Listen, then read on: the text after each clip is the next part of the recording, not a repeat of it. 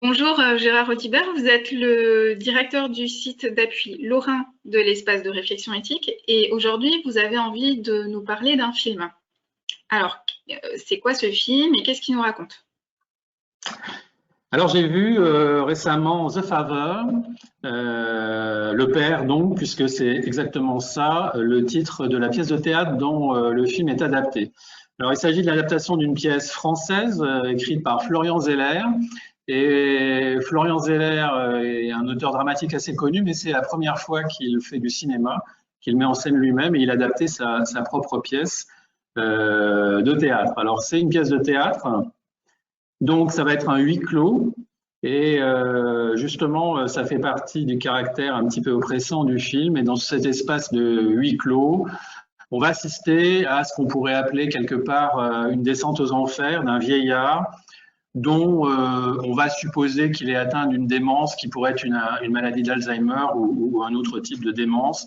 Mais en tout cas, on voit bien que sa pensée, ses repères vont disparaître et que sa pensée va s'embrumer progressivement. Alors, dit comme ça semble assez noir, assez triste. Pour autant, ce film nous apprend beaucoup de choses. Qu'est-ce que ça nous permet de comprendre?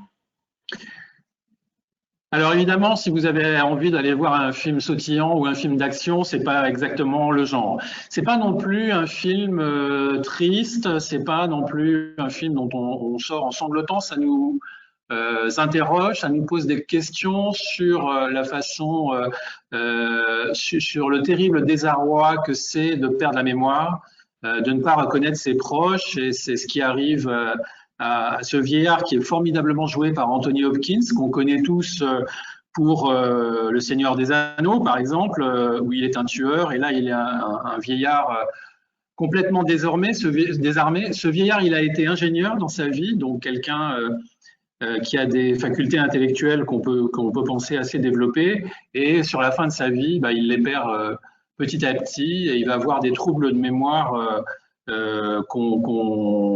qu'on sait bien être la caractéristique de l'Alzheimer. Ce qui est particulièrement intéressant dans le film, c'est la façon dont est mise en scène le film, parce qu'on est dans sa tête à lui. Et les personnages, le même personnage change de tête, les lieux changent alors que ça devrait être les mêmes lieux.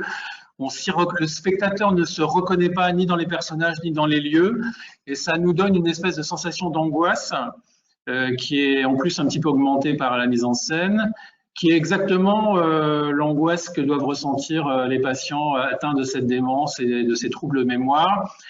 Et c'est ça l'intérêt que je vois aux gens qui s'intéressent à la réflexion éthique, c'est que ça nous fait vraiment ressentir de façon très profonde comment ces personnes peuvent être en souffrance dans une fin de vie extrêmement diminuée. Et quand on parle de personnes en EHPAD, d'obligations vaccinales, etc., comme on en a parlé ces derniers mois, ça me paraît assez intéressant d'avoir ce coup d'œil un petit peu sur les problèmes que peuvent ressentir ces gens.